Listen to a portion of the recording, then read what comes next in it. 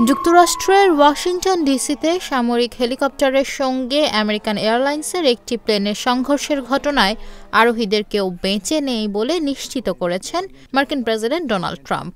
একই তথ্য দিয়েছে দেশটির national transportation safety board NTSB.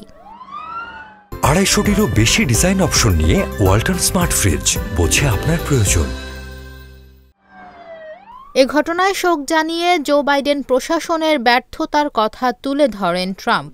বলেন, অযোগ্যদের নিয়োগ দেওয়ায় এই সংঘর্ষের ঘটনা ঘটেছে, যদিও এ দাবির পক্ষে কোনো প্রমাণ দেননি তিনি। এদিকে দুর্ঘটনাস্থল থেকে ব্ল্যাক বক্স উদ্ধার করেছে তদন্তকারীরা। এতে মূলত ফ্লাইটের তথ্য রেকর্ড থাকে। এনটিএসবি বলছে, দুর্ঘটনা নিয়ে তথ্য থাকলেও তদন্ত প্রতিবেদন প্রকাশে 30 দিন সময় প্রয়োজন। আবহাওয়া পরিস্থিতি ভয়াবহ হওয়ায় উদ্ধার অভিযান স্থগিত রয়েছে। পরিস্থিতি অনুকূলে এলে মরদেহ ও ধ্বংসাবশেষ উদ্ধারে অভিযান শুরু হবে বলে জানিয়েছে কর্তৃপক্ষ।